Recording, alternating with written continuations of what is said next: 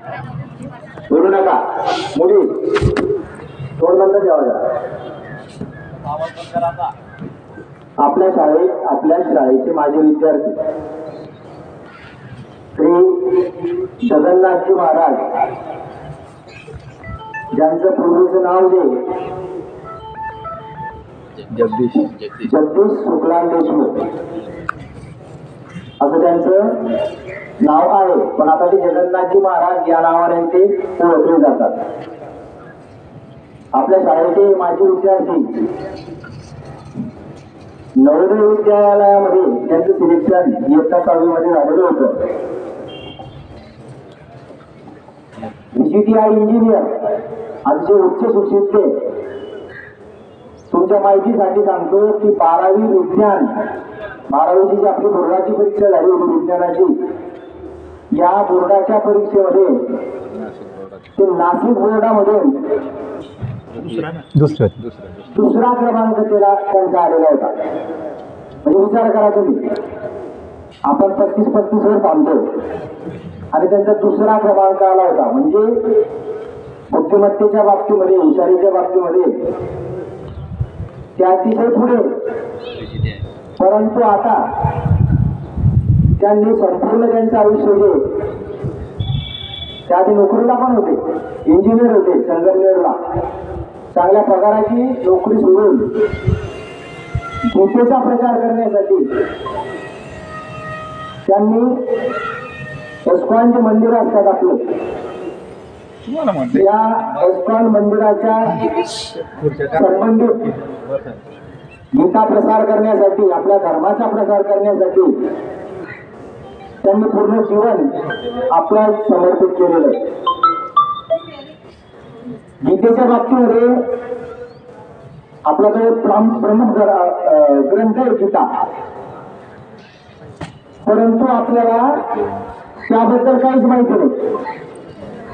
संस्कृतमध्ये त्याच्या संबंधित काही श्लोक सुद्धा आहेत गीतेचे.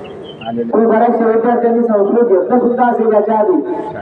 आत्मनिर्भर आपण संस्कृत शिकलो, पण एका श्लोकाचा जर अर्थ आपल्याला विचारला तर आपल्याला तो सांगता येत नाही. ते तुमच्याशी काही त्यांचं मनोगत व्यक्त करण्यासाठी आज आपल्याकडे आले. त्यांनी एक पुस्तक लिहिलंय का, आणि या पुस्तकाचं नाव आहे IAS, I am a servant. आता याचा अर्थ असा आहे की मी सेवक हो. म्हणजे भगवंत जे, या भगवंताचा मी सेवक आहे. आणि आपले आचरण कसं असलं पाहिजे, आपली सेवा आपल्या हातून कशी घडली पाहिजे याबद्दल आणि गीतेबद्दल, तसेच त्यांच्या जीवन परिचयाबद्दल त्या फक्त 10 मिनिटं तुमच्याशी बोलणार आहे. म्हणजे पुस्तक त्यांनी स्वतः लिहिलेलं. आपल्या विद्यालयामध्ये आता 6 महिन्याची परीक्षा नुकतीच होणार आहे. या 6 महिने परीक्षेमध्ये जे विद्यार्थी पहिला आणि दुसरा क्रमांक ज्यांना मिळणार आहे, या विद्यार्थ्यांना फर्स्ट सेकंड थर्ड ते तिसऱ्या क्रमांकापर्यंत हे पुस्तक जे सप्रेम भेट त्यांना देणार आहे. या पुस्तकाचं ते स्वतः त्यांना ते पहिल्या 3 विद्यार्थ्यांना हे पुस्तक ते सप्रेम भेट म्हणून ते देणार आहे. महाराज क्लास वाईज प्रत्येक वर्गात पहिला, दुसरा, तिसरा येणाऱ्या विद्यार्थ्यांना आज मी महाराजांना अशी विनंती करतो की त्यांनी तुमच्याशी हितगुज करावं.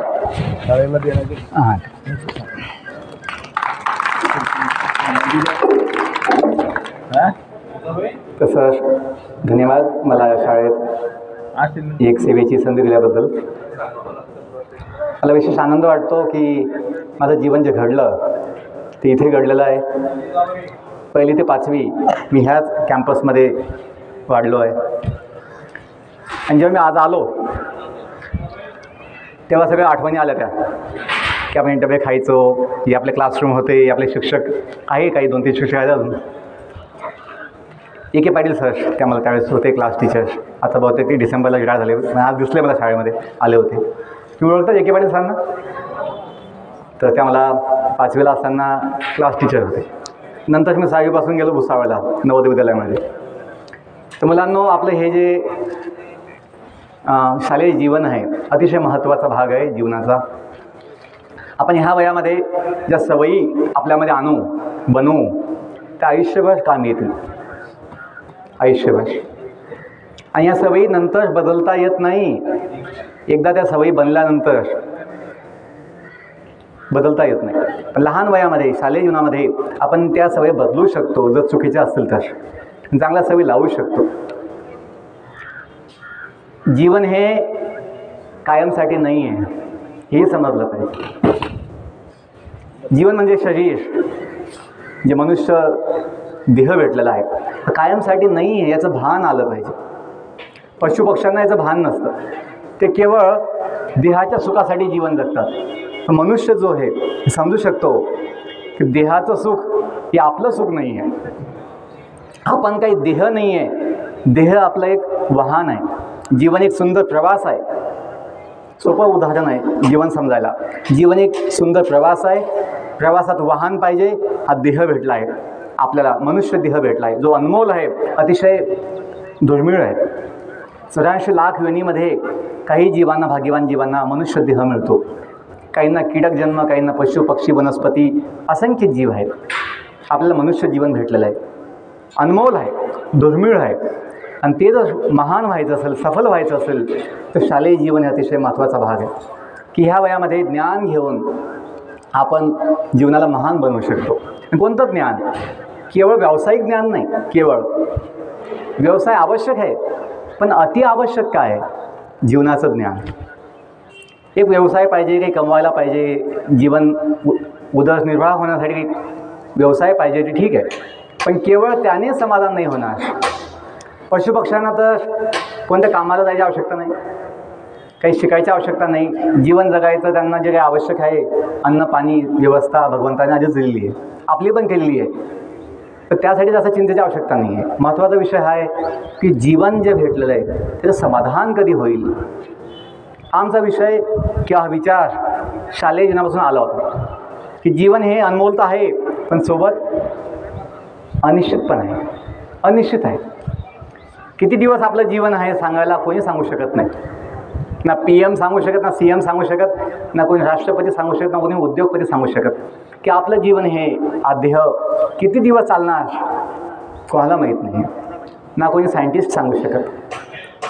की आपण जाणलं पाहिजे, खोट्या अभिमानामध्ये आम्ही वैज्ञानिक आहोत, आम्ही 21व्या शतकातले खूप नवीन आधुनिक लोक आहोत, खोट्या अभिमानात आपण नाही राहिलं पाहिजे. सत्य हे आपल्याला जीवनाचं स्वतःचं ज्ञान काही नाही आहे आणि त्यासाठी प्रयत्न पाहिजे. तर मुलांना शेवटी 2 मिनटं बोलतो की हे जीवन जे आहे तुम्हाला शालेय जीवन अतिशय महत्त्वाचं आहे. विचार हा ठेवा, मला ज्ञान घ्यायचं आहे. नवोदय शाळेमध्ये जे आम्हाला गाईडलाईन मिळालं होतं, come to learn, go to serve, हे होतं की आपला उद्देश काय असावा, आपलं मोटिवेशन काय असावं, हेतू काय असावा. केवळ अंक पाहिजे, फर्स्ट पोझिशन पाहिजे, स्कॉलरशिप पाहिजे किंवा एक जॉब पाहिजे, केवळ हे न ठेवता ज्ञान घ्यायचं आहे, शिकायचं आहे, समजून घ्यायचं आहे. असा भाव असेल, असा आपल्याला विचार असेल तर आपल्याला अभ्यास हा चांगला वाटेल किंवा गोड होईल किंवा अभ्यासात मन लागेल.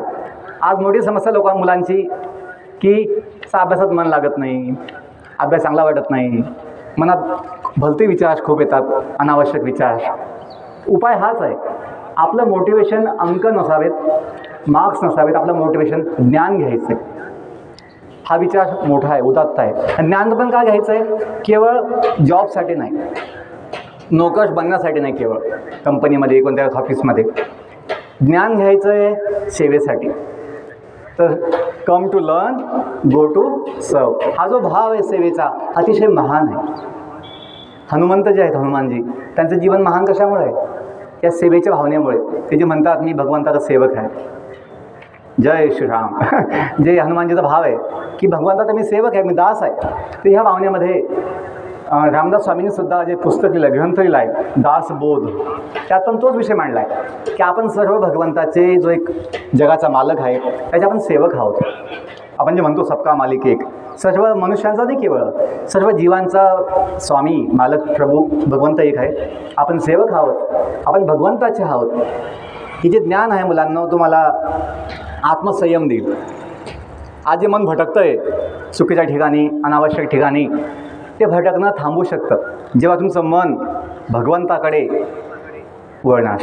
आमचं ते झालेलं आहे की जेव्हा मला ते ज्ञान झालं की आपण भगवंताचे आहोत, जगाचा मालक आपला मायबाप आहे, हे समजल्यानंतर आनंद आणि समाधान मिळाल्यानंतर मन भटकायला जागा आवश्यकताच नव्हती. मन का भटकतं आहे?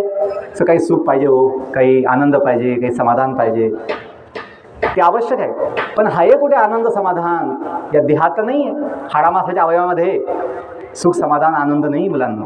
केवळ ते मायावी फसव क्षणिक आपल्याला ते भ्रम आहे की मला देह सुख देईल. पण जेव्हा लक्षात येईल की सुख हे मनात पण नाही आहे, बुद्धीत पण नाही आहे, आत्म्यामध्ये आहे. हा आत्मा हा नित्य आहे, सच्चिदानंद आहे आणि तो भगवंताचा अंश आहे.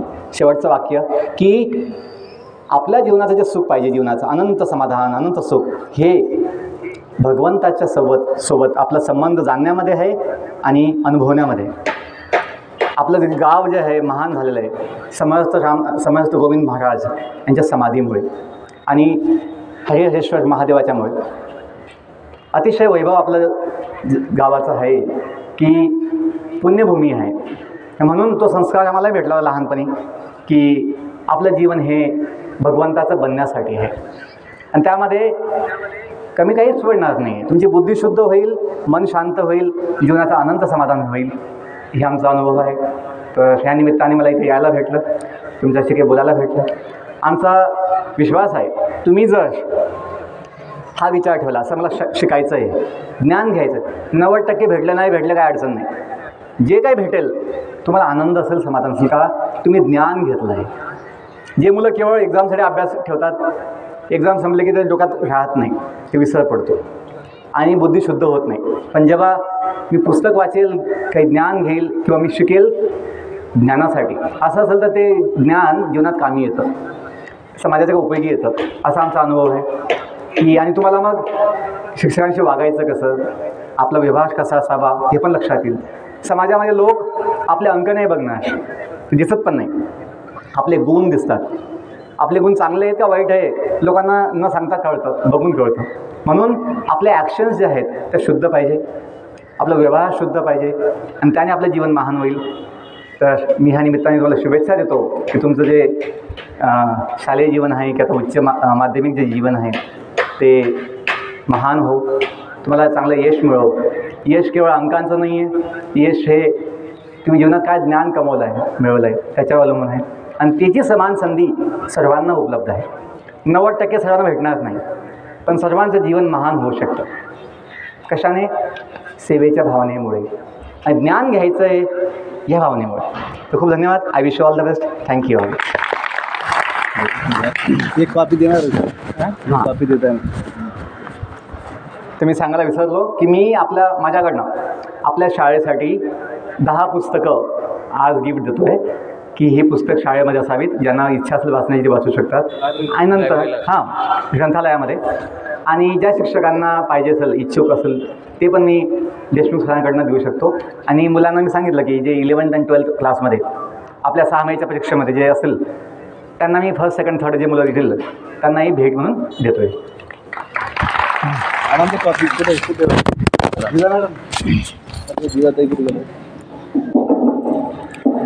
अनुप, हो अनुप, ते पुस्तकांचे विद्यार्थी मित्रांनो, 2 कॉपी फक्त म्हणजे जगन्नाथ एक फोटो घ्यायचा. त्यासाठी एकच जरा आज ज्यांची समाजामध्ये ओळख आहे त्यांना मी लहानपणापासून बघितलं आहे.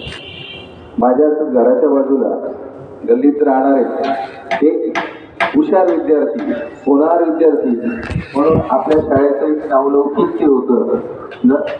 ज्या नवराच्या एक्झाम्स होतात तिथे त्यांचं सिलेक्शन झालं आणि तिथून त्यांच्या जीवनाचा प्रवास बदलला. तिथून जैन कॉलेजला असताना 12वीला बोर्डाचा 2रा क्रमांक, सोपी गोष्ट नसते. तुम्हाला मी नेहमी सांगतो, मार्क्स मिळवणं ही सोपी गोष्ट नाही आणि त्यात फक्त मार्क्स नाही, ज्ञान अर्जित करणं, ज्ञानाची साधना करणं. महाराष्ट्रातलं असं कुठलंही कॉलेज होतं की ज्या कॉलेजने त्यांची ॲडमिशन नाकारली असती, त्यांना अशी संधी होती की जे पाहिजे ते कॉलेज त्यांना मिळत होतं त्यावेळेस. मला चांगलं माहिती आहे. मात्र तुम्हाला मी नेहमी सांगतो की शिक्षणाला आणि प्रगतीला परिस्थिती आडवी येत नाही. परिस्थिती घरची फारशी सतत नाही.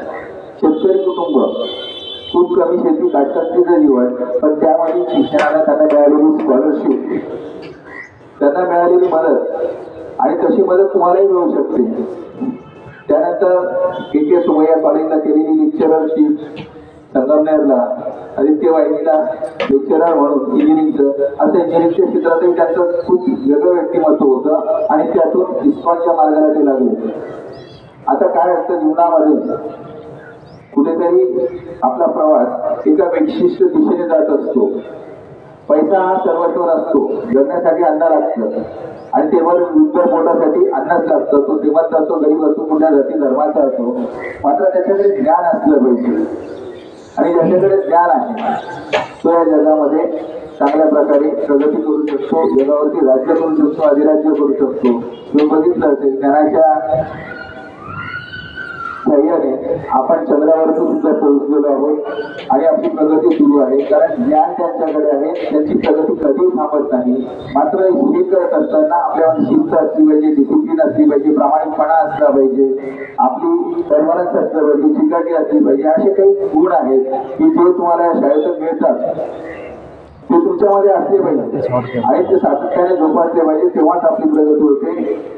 सद्गुरुजी महाराजांनी आपल्या शाळेला आठवण ठेवून, मी या शाळेचा माजी विद्यार्थी आहे, मला काहीतरी देणं लागतं, या माध्यमातून शाळेच्या लायब्ररीला पुस्तकही दिली. त्याबद्दलही त्यांचे खूप खूप धन्यवाद. आणि तुमच्याकडून तुम्हाला प्रेरणा दिली त्याबद्दल मी विद्यालयाच्या वतीने त्यांचे खूप खूप आभार मानतो.